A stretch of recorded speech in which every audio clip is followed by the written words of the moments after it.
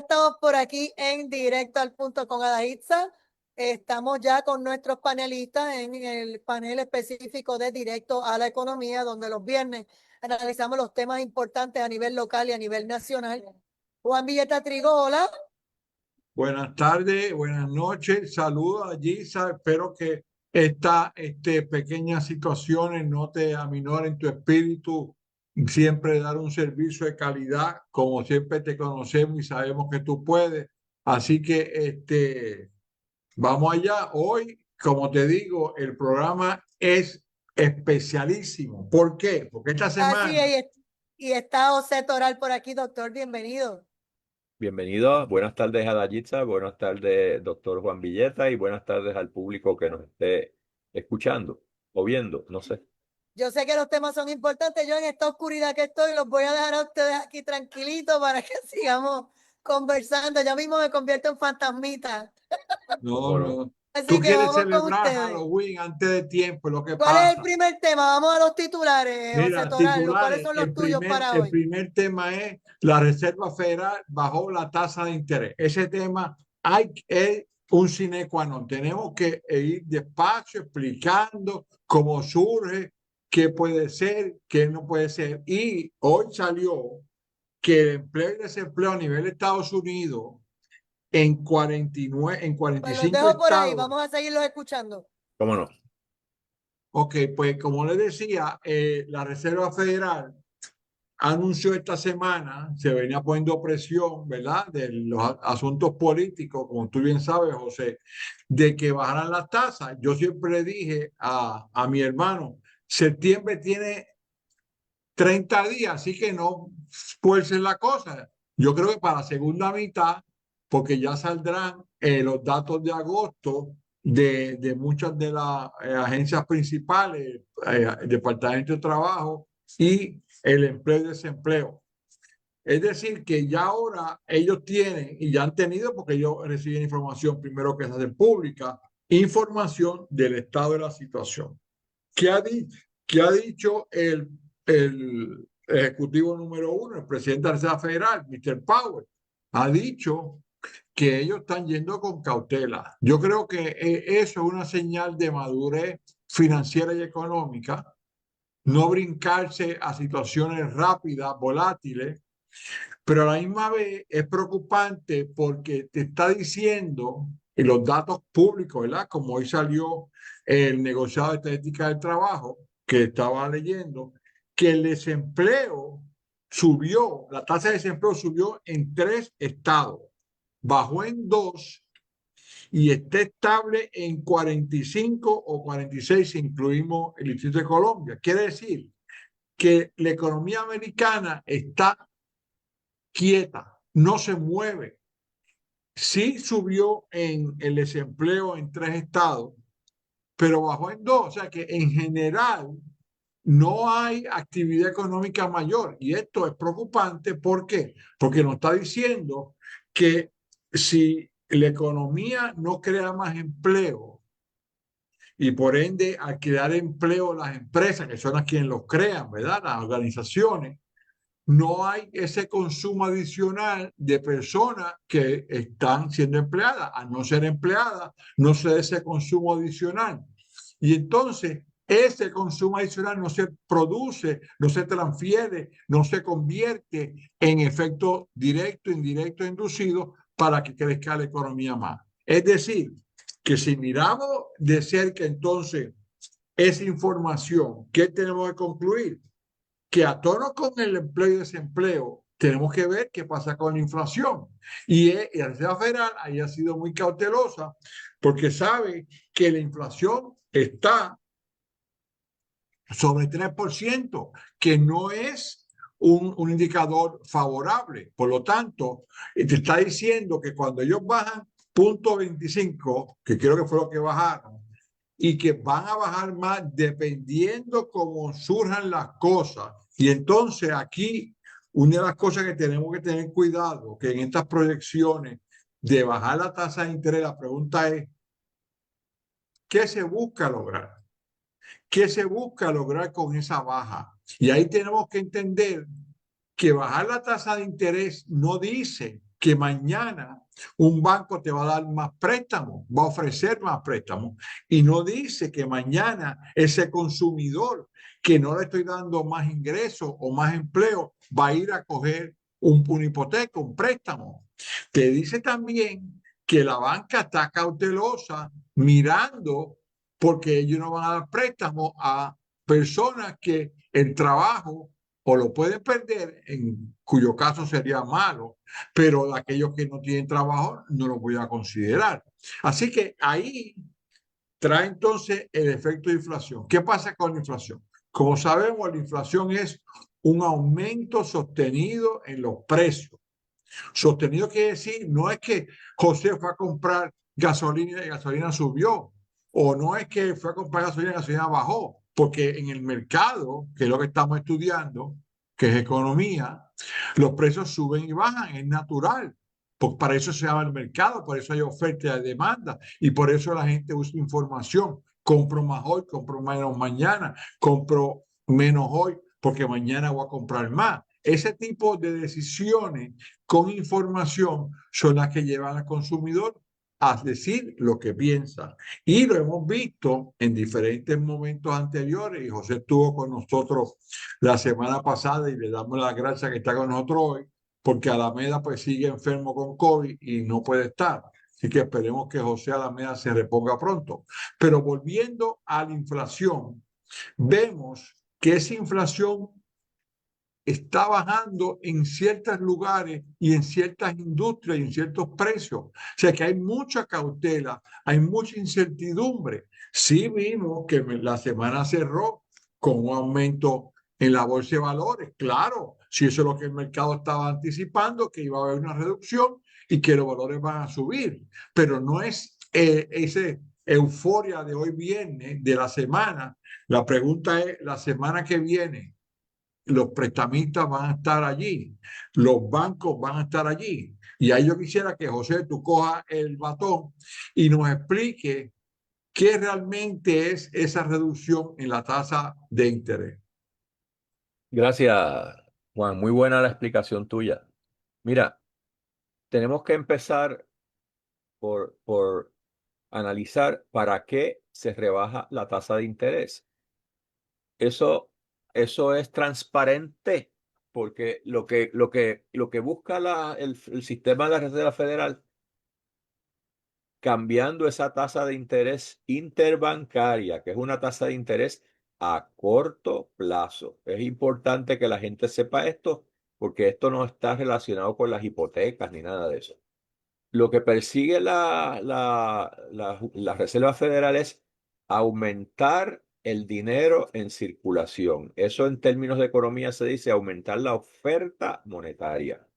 La teoría del aumento de la oferta monetaria es que si hay más dinero en circulación en el sistema, pues se estimulan las personas, ¿verdad?, a adquirir más bienes y servicios, se estimula la banca a prestar más, se estimula toda la economía. Pero ¿cuál es el problema, Juan? El problema es que, como habíamos hablado tú y yo, creo que fue esta tarde, ¿cuál va a ser el resultado de esta baja de 0,25? Primero, tú diste una cosa muy importante: estas cosas no se ven enseguida, porque la economía, como hemos dicho, es como un rubber band, ¿verdad? Que va estirando, no hay cambios, y llega un momento en que la sueltas y el cambio surge de momento. Yo no creo que esto vaya a ocasionar aumento en el Producto Interno Bruto. Yo no creo que esto vaya a ocasionar cambios en los patrones de consumo de las personas. Por el contrario, la receta para una recesión económica es tratar de crear una inflación, ¿verdad?, que aumenten los precios y todo esto. Pero lo que hacemos cuando hay inflación económica esencialmente es reducir la oferta monetaria para que las cosas traten de ponerse más caras y no se consuman. Una de las cosas que a mí me apena es que las personas y los políticos hablan de la baja de intereses como una cosa grandísima, ¿verdad? Una cosa buena, pero no se dan cuenta que cuando las economías tienen problemas como el que tenemos nosotros ¿verdad? En Estados Unidos, problemas de consumo y problemas de que no está habiendo la producción que debemos. Eso en ese momento que se empiezan a bajar las tasas. También se bajan las tasas cuando el target, el blanco de la inflación, llega a donde el sistema de la Reserva Federal quiere. Ellos tenían un target de 2%, todavía está en 3%, pero la presión que han tenido es inmensa y yo me imagino que hay dos, creo que hay dos ya de los que están en la Junta que los nombró Trump que tienen una presión inmensa. Hay que hacer también hincapié en el efecto que tiene para la banca. El efecto que tiene para la banca es esencialmente muy poco, porque lo que se regula es la tasa a corto plazo interbancaria, ¿verdad? No es con los consumidores. Pero para la banca, esencialmente, a la banca le es transparente que los intereses suban o bajen, porque la banca también sufre los efectos de las inflaciones y las recesiones. Cuando hay una inflación económica, todo sube de precio, incluyendo el dinero. O sea, debemos ver el dinero como un objeto también, como camisas o alimentos o lo que sea, ¿verdad? Quiere decir que a la banca le cuesta más el dinero también cuando hay inflación económica. ¿Qué pasa con ese costo? Ese costo se lo transfieren a los consumidores. Eso no es un costo que le hace perder dinero a la banca. Lo mismo cuando estamos en una recesión económica y los intereses se ponen al 3 o al 2%, la banca no pierde nada porque ese gap que tienen ellos, ese buffer que tienen entre lo que le cuesta el dinero y lo que presta el dinero, se mantiene igual.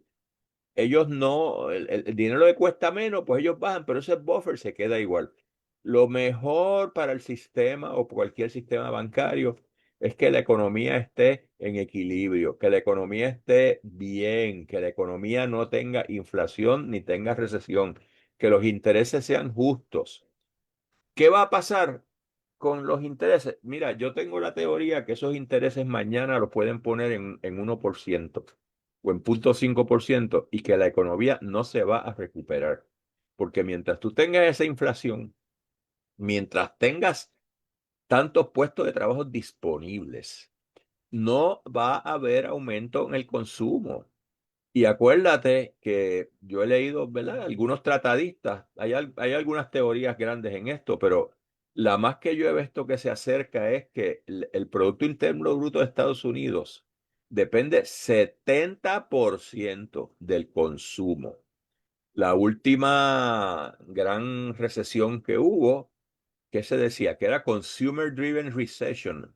La gente deja de comprar y eso te baja el Producto Interno Bruto inmediatamente. Eso sí que es inmediato, porque se detiene la producción de bienes y servicios, que es realmente lo que mide el Producto Interno Bruto.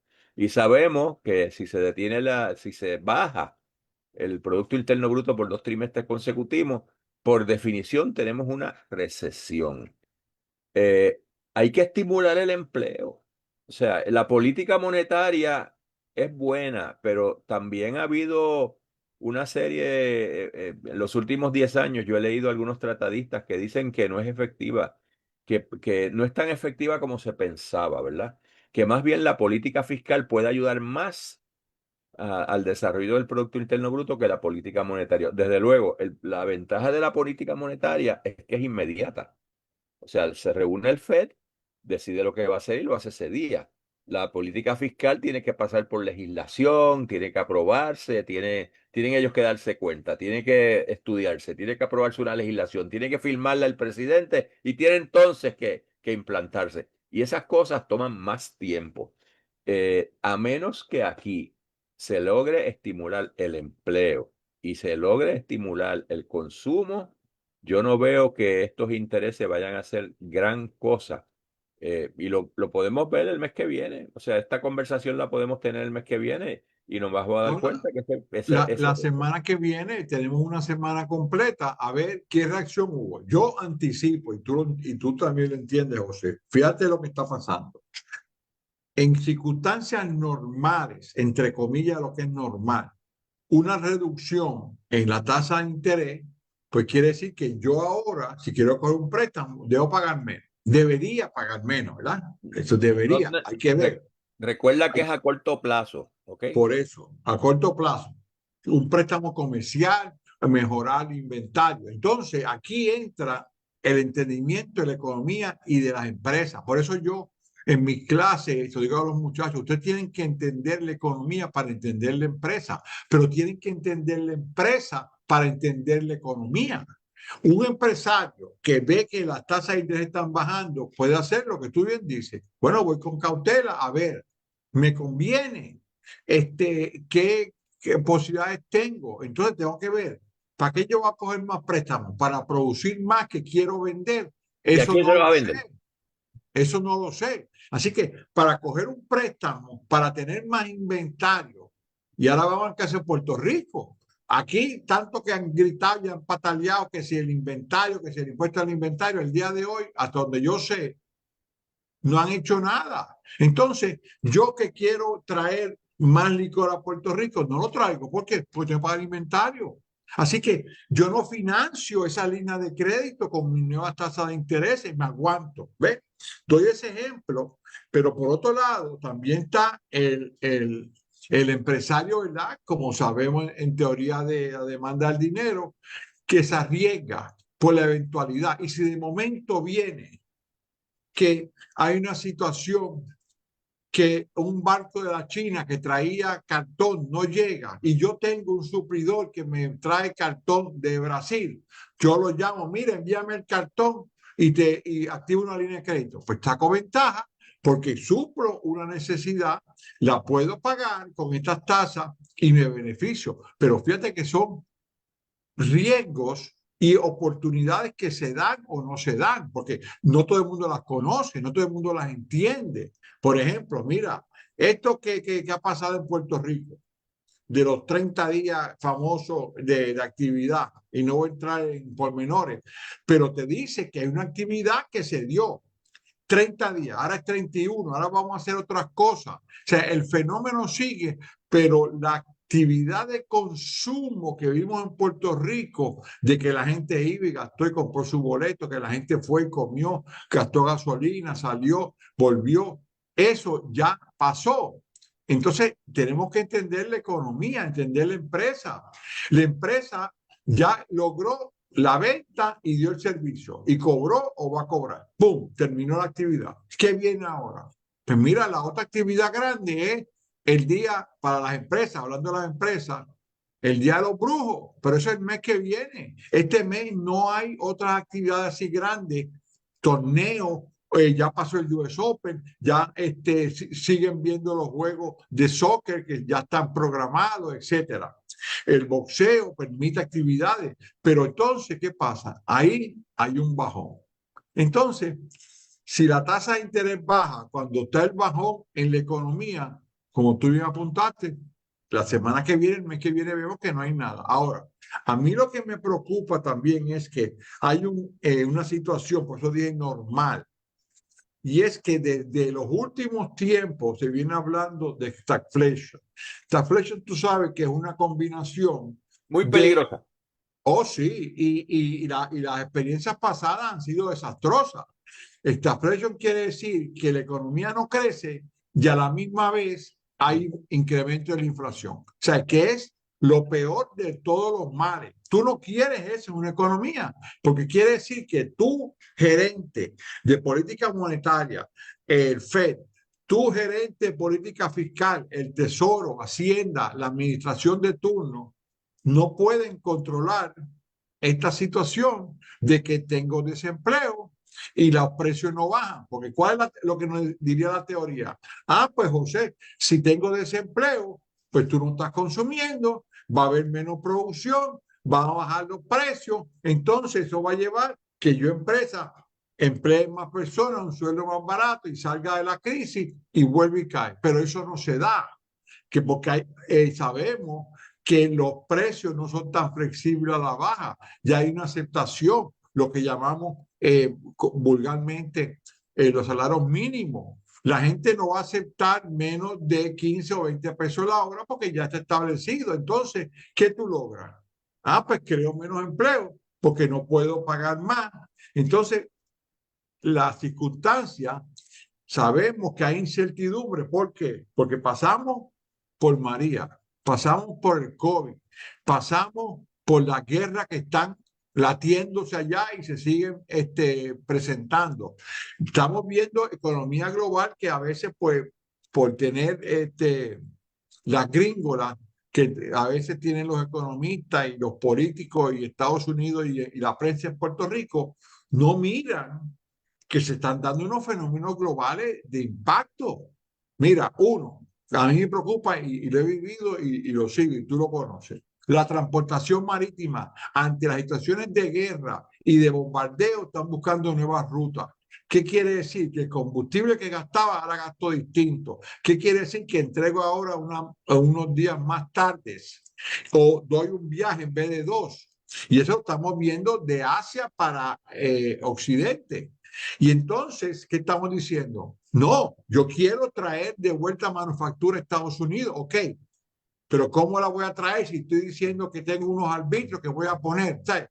Toda esa incertidumbre se está viendo en el consumidor. Por ejemplo, muchas empresas locales, y tú sabes, y no voy a decir cuáles, compraban mucho en China. Si ahora esos mercados están tardándose en enviarme la mercancía, ¿cómo yo logro mi venta? Yo tengo que hacer ¿qué?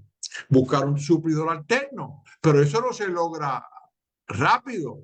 Primero que tú quieres una calidad de producto, tú quieres una entrega los días que tú quieres. ¿Por qué? Porque el colmado, vamos al ejemplo clásico, los barcos llegan sábado, domingo y lunes, ya la mercancía se está entregando el martes y los miércoles son los especiales y los shoppers que todavía criticarán y todo. La gente los mira y los publican y la gente va a comprar después del miércoles porque hay especiales.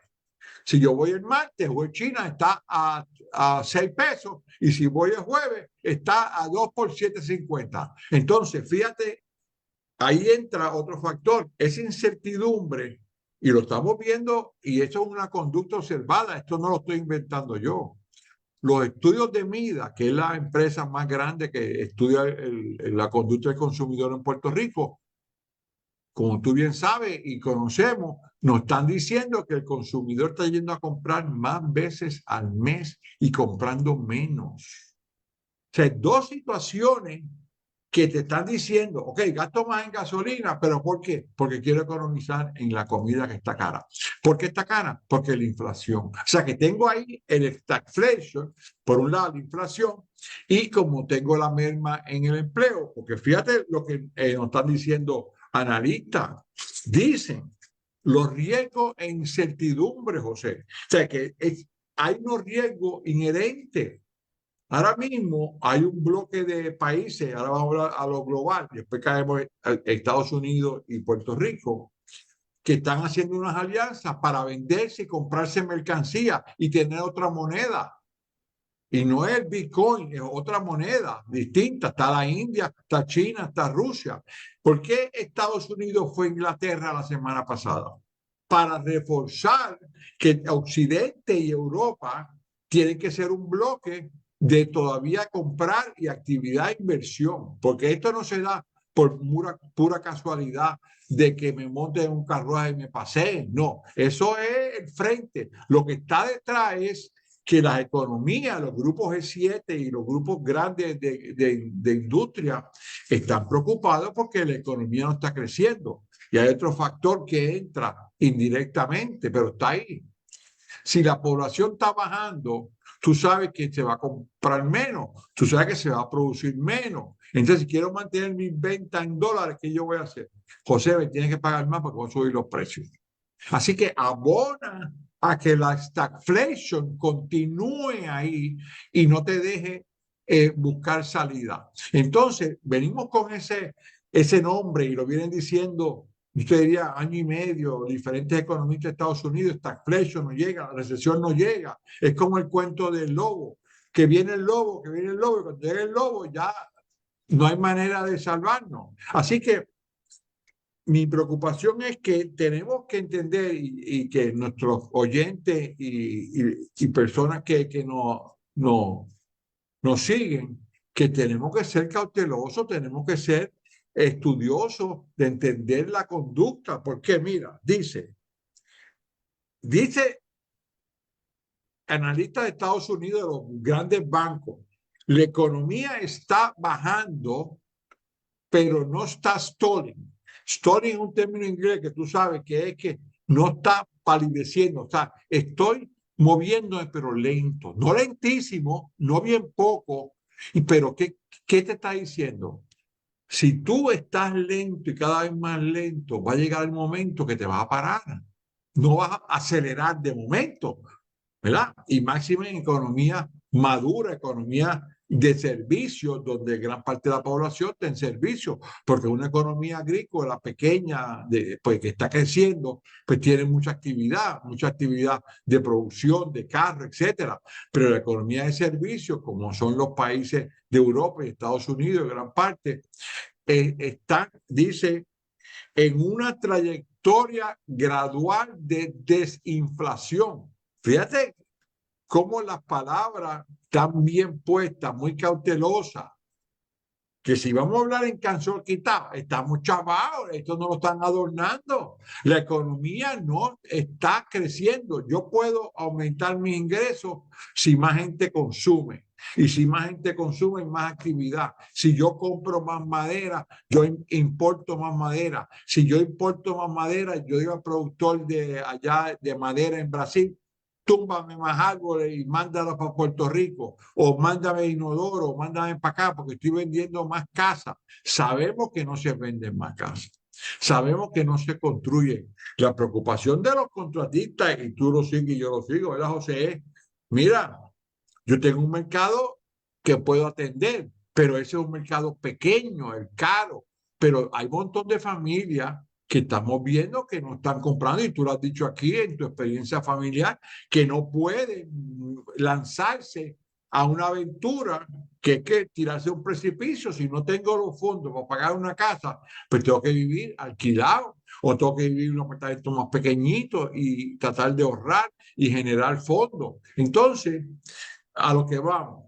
Estaba en una situación, y ahora te paso a ti que reacciones a esto, que dice que el crecimiento para el próximo trimestre se actualizó a 3.30, bajando de 3.40. Volvemos a enfatizar que hay una reducción gradual, que hay una situación de estrecheces, y tú y yo lo vemos.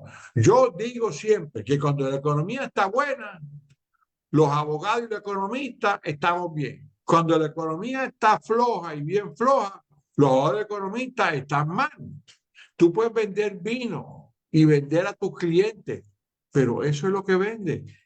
¿Vendiste más vino? No, las 4 cajas que me pidieron las entregué. Tú le preguntas al restaurante, no, mire que me llegan los mismos clientes y vienen y se consumen esto. Para que la economía crezca, tiene que haber más actividad. José, ¿qué tú crees? Mira, tres cosas. ¿Quién se va a beneficiar viendo esto desde arriba, verdad? De ese baja de un cuarto, de 0.25. Pues fíjate, yo pienso que las personas que tengan líneas de crédito en los bancos, ¿verdad? Pues pueden aprovechar eso y refinanciar a un interés más bajo. Sí. Pero como tú también decías, un interés más bajo, ¿para qué? Para comprar más mercancía que nadie va a comprar, para aumentar un inventario que ya está lleno, para producir casas que no puedo vender. Como quiera que sea, es una buena oportunidad para, ¿verdad? Para las personas que tienen líneas de crédito hacer eso. Hace 2 años yo fui uno de los oradores en una actividad que se hace, ¿verdad? Sobre la banca, que estaba Joaco y estaba el presidente del Banco Oriental y una serie de personas. Y yo mencioné allí la palabra stagflation hace 2 años, que ya yo veía eso por las nuevas políticas. Si ganaba Trump, ya yo lo veía venir. Hay otra sola persona en el público que me reconoció que sí, que eso era un peligro. Este, ya yo he venido escuchando ya otras personas y otros economistas y analistas, ¿verdad?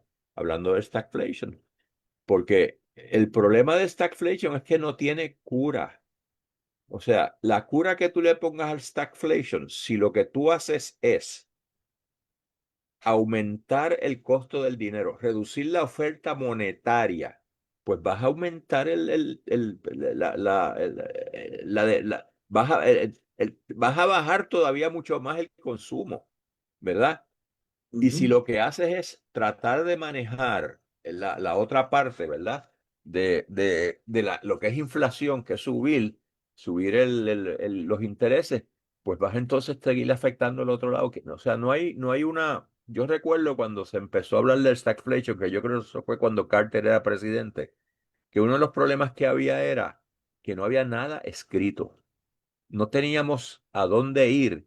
Era la primera vez que sucedía que supiéramos, ¿verdad? O sea, por lo menos en la literatura económica. Y aquello fue una cosa terrible porque no había forma, no había manera de lidiar con el stagflation.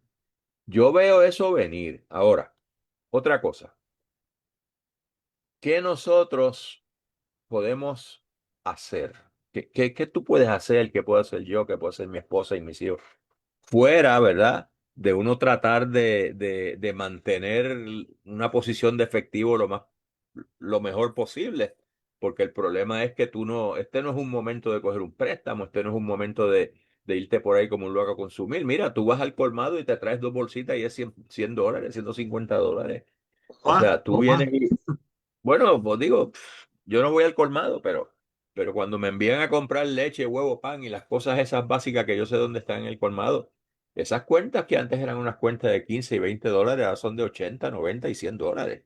Es Tú sabes. correcto. Y, y nosotros tenemos un problema también con los alimentos.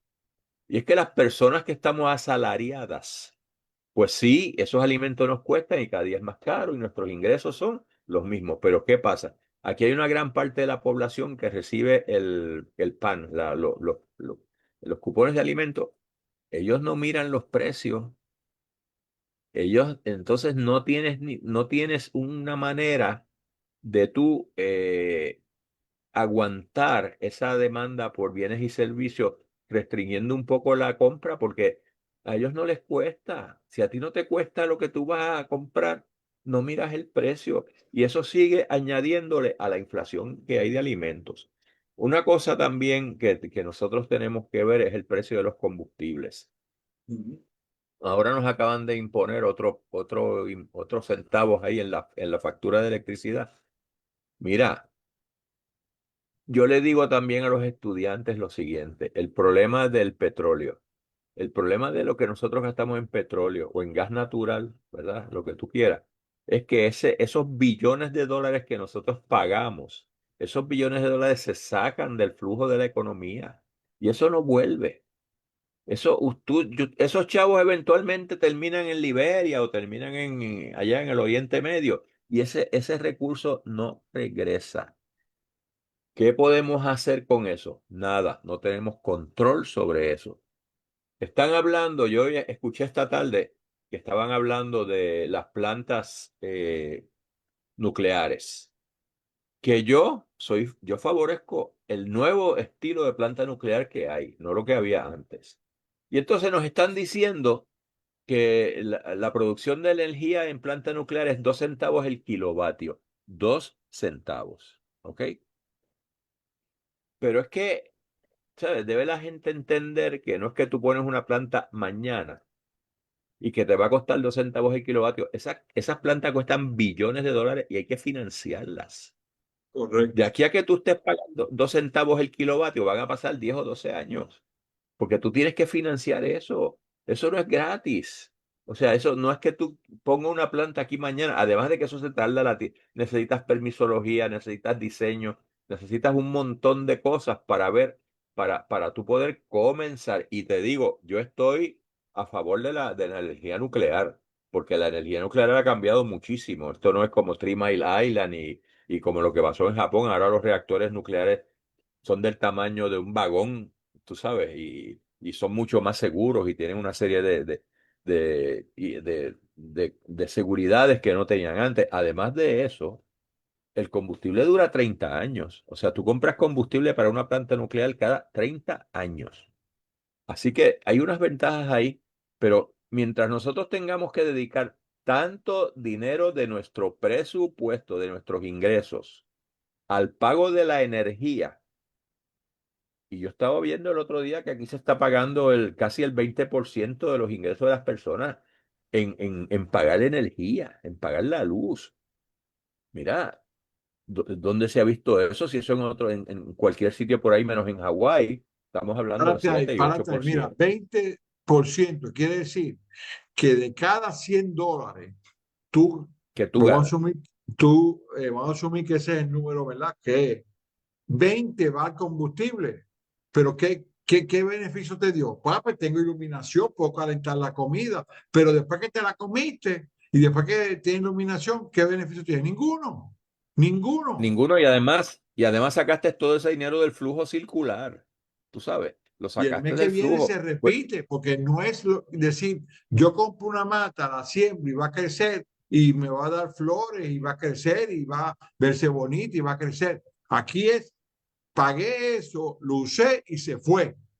El mes que viene entonces, hay que pagar de mira, nuevo y lo usé. Ahora, sí, fíjate y tú, abriste la puerta. Yo no quería entrar de lleno en energía eléctrica y nuclear, pero vamos a ser objetivos.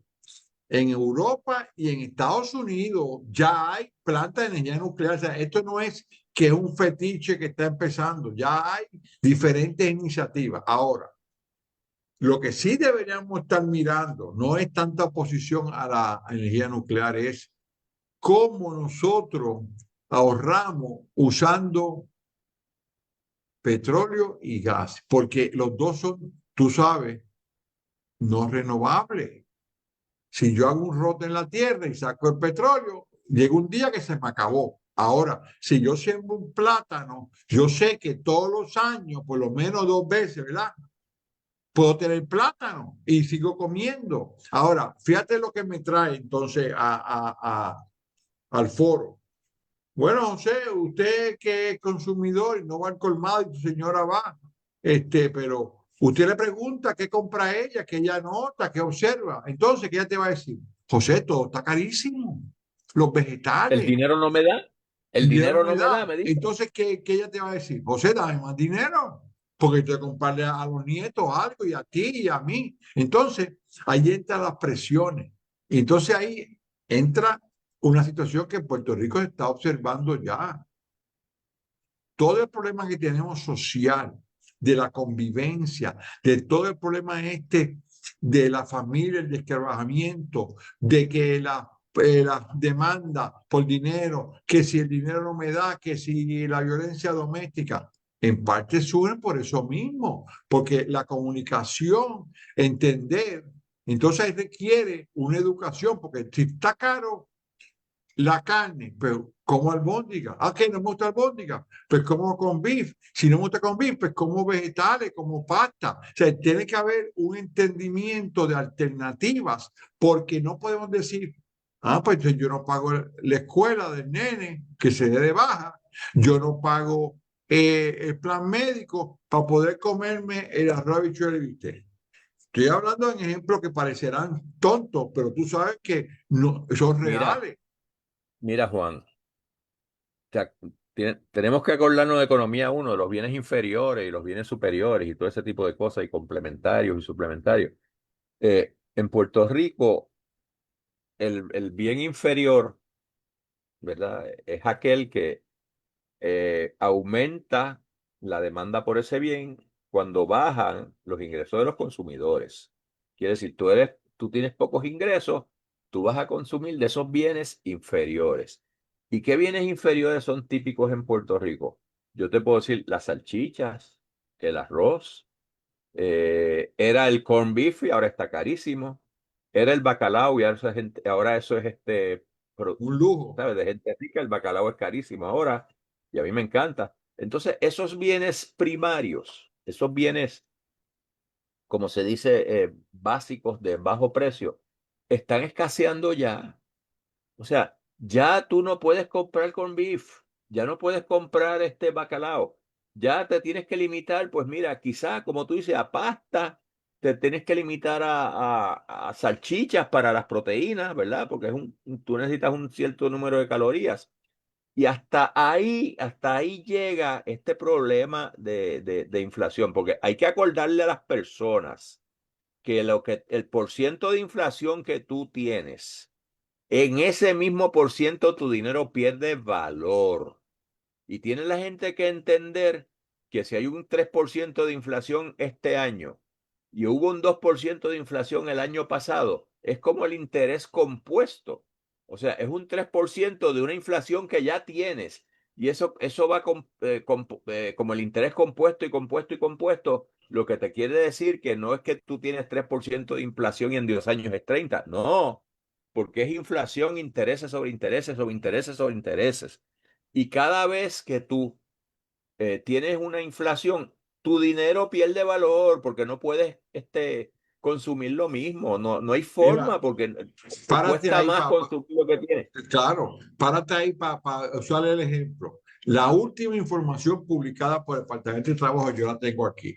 El informe de julio, porque el de agosto no ha salido, ya va a salir. Dice que al 2006, que es la base 100, tú Sí. tenías hace un año $1 que te rendía 73, chavo. O sea que perdiste 27. Ahora, en este julio que cerró, que pasó, bajó a 72.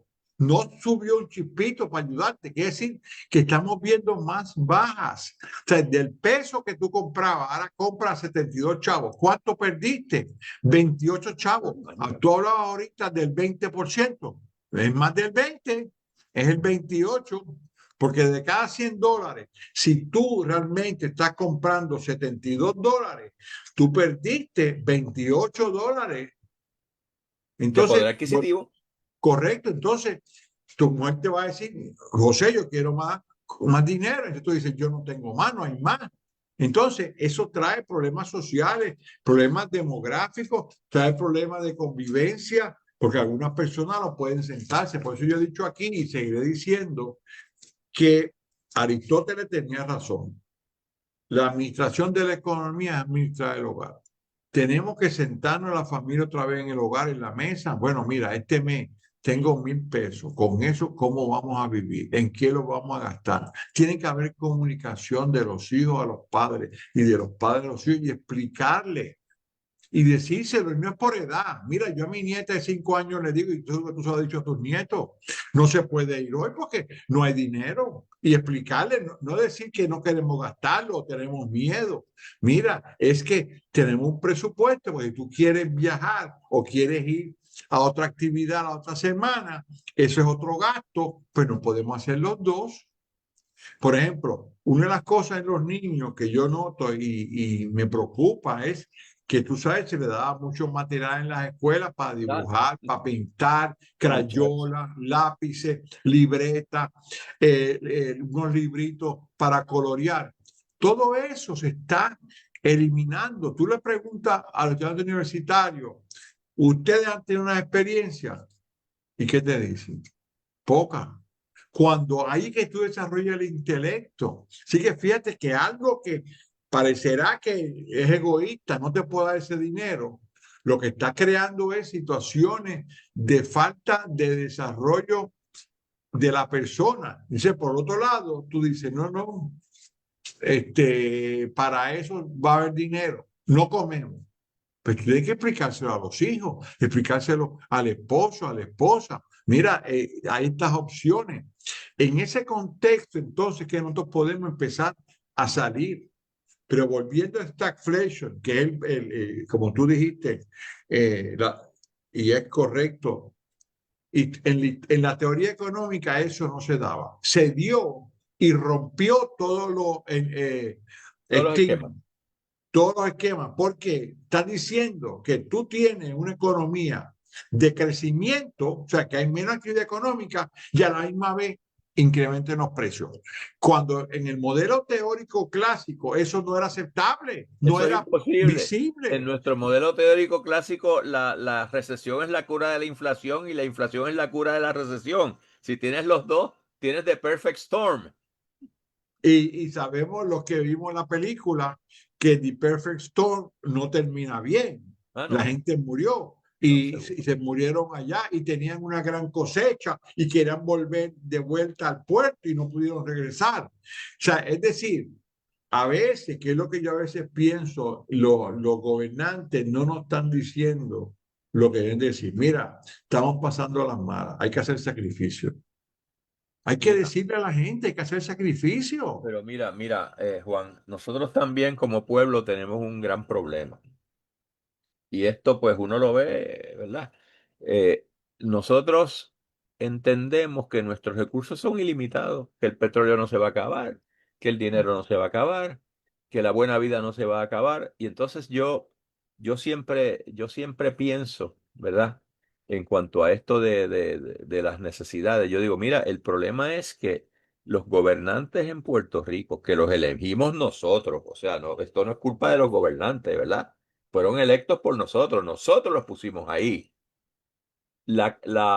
Su idea de la economía es que Puerto Rico mide vez y media el tamaño de Australia, porque los gastos, las pretensiones, las construcciones que se quieren hacer, los distintos proyectos, son proyectos de países que tienen exceso de capital y exceso de dinero y exceso de recursos que nosotros no tenemos. Esto es una economía muy pequeña y la gente no se quiere dar cuenta de eso. O sea, nuestra economía no es una economía continental, no es la economía de Estados Unidos, no es la economía de Europa. Pero ¿cuál es uno de los problemas que tenemos nosotros? Y eso a mí me da mucho coraje. Cada vez que vamos a hacer, que se va a hacer algo aquí el gobierno, ¿con qué te comparan? No, porque en Estados Unidos, y yo le digo, mire, usted no puede comparar esto con Estados Unidos, son economías muy distintas. Aquello es una economía billonaria con unos recursos y unos activos infinitos. Nosotros no, no infinitos, ¿verdad? Porque no hay nada infinito. Nosotros somos una economía pequeña. Nosotros tenemos que entender que tenemos unos recursos sumamente limitados y tenemos que entender que eso hace más difícil administrar esos recursos, Juan. Entonces, tú sabes, Sí, yo veo algunas cosas que proponen aquí, digo, pero ¿y cómo van a pagar eso? ¿O quién va a bueno, mira, utilizar eso? lo Y hemos eso está, visto. mira, eso tú lo ves a nivel municipal y lo Sí, ves a nivel estatal. O sea, y yo digo, pero ¿esta gente qué piensa? O sea, ¿dónde tienen la testa? ¿Dónde tienen la cabeza para entender que esta mira, economía es para que sumamente tú veas, pequeña? sí que son una economía de una isla 100 por 35 con Seguro. 3,1 millones de habitantes. Es eso, tú puedes crecer, pero tienes que tener mucha gente productiva produciendo. Entonces hay otra realidad. ¿Cuál es la tasa de participación en Puerto Rico? ¿Cuánta gente está trabajando? Entonces, 40 era como sí, 40, ¿verdad? sí, entonces tú dices, pero 42, qué sé yo. ¿cómo es posible? Mira, y vamos a verlo. Yo tengo aquí también, tengo que siempre tener las estadísticas, en este informe que te di de julio, si vamos por grupo de personas, Esa es ¿quiénes otra. están trabajando? Y fíjate que esta semana tuvimos unas actividades donde la Asociación Puertorriqueña de Estados Financieros trajo el issue del envejecimiento en Puerto Rico y el impacto. En la medida que hay más población envejeciente, tenemos dos características. No están activos en la fuerza laboral, o si están activos es parcial, y no tienen ese margen de ingresos futuros que tú puedes decir, bueno, pues yo pago con lo que voy a recibir mañana. Entonces, fíjate que ¿dónde está la tasa de participación? Si vamos a de 55 a 64 años, esta es la estadística oficial de todo Puerto Rico, hombres y mujeres, no estoy separando, me dice que es el 40%. Quiere decir que de cada 10 personas en ese intervalo de edades, de cada 100 personas trabajan 40. ¿Qué quiere decir? Los otros 60 no están Viven de eso. trabajando. Wow.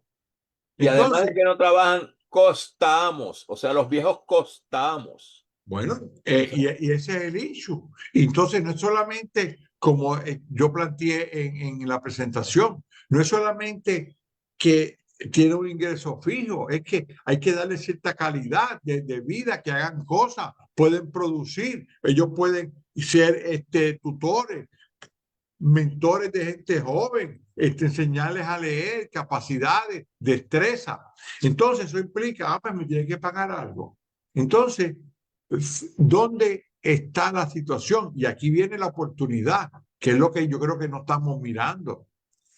Toda esa gente recibe ayuda federal. Todos esos millones que reciben ayuda federal, hay que de alguna forma moverlos para que produzcan más. Si tú recibes seguro social y te recibe Medicaid, esas ayudas, esos fondos, pues mira, aquel que tiene una situación del corazón, pues hay que buscarle los médicos y el tratamiento, pero aquel que no lo tiene y lo recibe, pues mira, vamos a ofrecerte el servicio de transporte o tú haz un grupo que apoyen a otras personas en sus actividades. O sea, es complejo la situación de envejeciente. Entonces, vamos ahora el extremo opuesto. En edades, oye, de 20 a 24 trabajan 53 puntos, o sea que casi la mitad trabaja. La mitad. Quiere decir que la otra mitad que hacen y están en edad productiva, ya se graduaron de escuela superior. Entonces, ¿qué es eso? Desempleo. Entonces, en esas edades que son las productivas, no están estudiando, no tengo estudiantes en la universidad, ni tú ni yo, ni Mayagüez, ni la Interamericana, ni toda la Universidad de Puerto Rico. Entonces, ¿dónde están los ingresos de las universidades? Ah, no tengo ingresos, tengo pérdida. Entonces, quiero coger, y aquí es algo que yo vengo investigando, pero como todo, tú sabes, las investigaciones van al paso del paso. Una de las cosas que se está moviendo es, en Estados Unidos hay estadísticas, aquí en Puerto Rico yo no he visto estudios, tú sabes, o algún oyente sabe y nos quiere comunicar, es lo siguiente, José, que enfatizar grados asociados de 2 años o técnico, ¿verdad? No bachillerato, está reduciendo a la misma vez indirectamente el interés por tener un bachillerato. Ah, ya yo tengo un grado asociado, con eso me da, voy a hacer refrigeración, voy a hacer entrega, no estudio más. Entonces, cuando esa industria empieza a cambiar, a tener más tecnología, a cambiar las unidades de aire, hay que tener otros conocimientos, tú no los tienes, perdiste ahí. Así que fíjate que empezamos con stagflation hablando del desempleo, que lo quiero bajar, pero tengo que tener herramientas para que esas personas que se empleen puedan mantener su empleo. Y que estén los empleos. Por eso, entonces, ¿cómo lo promuevo? Mira, ya anunciaron que hicimos un acuerdo con Amazon y muy bien, todas estas empresas, pero esas son cosas muy generales. Tenemos que, Puerto Rico tiene 78 municipios, no acabamos de atacar las cosas básicas, que es lo que yo digo, siéntate en la mesa en tu casa. ¿Cómo podemos tener 4 carros y a la misma vez subsidiar un tren urbano que nadie lo usa? El tren urbano más caro de Estados Unidos por milla se hizo en Puerto Rico y va de un sitio que no hay nada y llega a un sitio que tampoco hay nada. No, mira, es que tenemos, tú sabes, son valores mal puestos, Juan. Entonces, son valores mal puestos y todo es Una por ganar de votos. las cosas que discutimos el jueves en esta actividad, José, fue que, y lo dijo el orador, no lo dije yo, lo dijo, que el gobierno no ejecuta. El gobierno dice que va a hacer y esto y lo otro y no ejecuta. Mira, si tú entiendes que esto está malo, pues empieza a cortar la grasa, empieza a reducir actividades, ¿verdad? Vemos que entonces eso implica que para atender el problema de stagflation tenemos que atacarlo de las dos formas. ¿Cómo bajar la inflación y cómo aumentar el empleo? No es fácil, porque tú dirás, bueno, nena, yo te voy a dar más dinero, pero me voy a ir a trabajar. ¿Conseguí trabajo? Sí. ¿No conseguí? Mira, nena, no te puedo dar más dinero porque no conseguí. Entonces, no es que tú no tengas la actitud o la voluntad, es que el mercado allá afuera tiene unas realidades. Entonces, por otro lado, decimos, ay, que hay gente que no quiere trabajar, sí, pero es que hay gente que no tiene las capacidades para trabajar los trabajos que hay. Se caemos en otro problema. El gobierno debería estar fomentando esas técnicas en los jóvenes para que ellos tengan oportunidad de trabajar. O sea que Eso, realmente es complejo, la economía no tiene una solución inmediata, pero sí estos problemas están presentes y no se van a ir. no se van a Es ir. como, Entonces, la oferta de empleos y la demanda de empleo están cada una por su lado, no se encuentran. O sea, tú sabes, tú tienes maestros de kinder a 12, pero no hay maestros de ciencia. O sea, ¿sabes? Y entonces, ¿sabes? Tú tienes empleos de construcción, pero lo que hay son ingenieros. O sea, no se encuentran esas ofertas de empleo con la demanda mira, que hay pero más que real. eso, si queremos ser bilingües, tenemos que tener más maestros de inglés, pero que estén preparados. Sí. Que tú puedas leer un plano y tú digas, mire, ingeniero, yo soy ayudante de plomero y de electricista, esto no cuadra, esto no está bien, ¿entiendes? Bueno, Bueno, José, Juan, me tengo que vamos, ir. sí, yo sé, vamos a último, ya son las 8 y yo también tengo que andar. Un último comentario o planteamiento que quieras hacer. Bueno, mi último comentario es que estamos en un momento de wait and see. O sea, no tomar decisiones, a no tomar, a hacer compromisos a largo plazo, vamos a hacer una serie de cosas a ver qué va a pasar con la economía. Y contrario a lo que tú dices, que la semana que viene podemos ver el resultado de esto, yo no creo que lo podamos ver en una semana. Por eso yo te digo que en un mes, cuando salga el próximo informe, ¿verdad? Sí. Podemos ver si hubo o no alguna diferencia, que yo te puedo casi apostar que no va a haber ninguna diferencia o si la diferencia que hay va a ser mínima.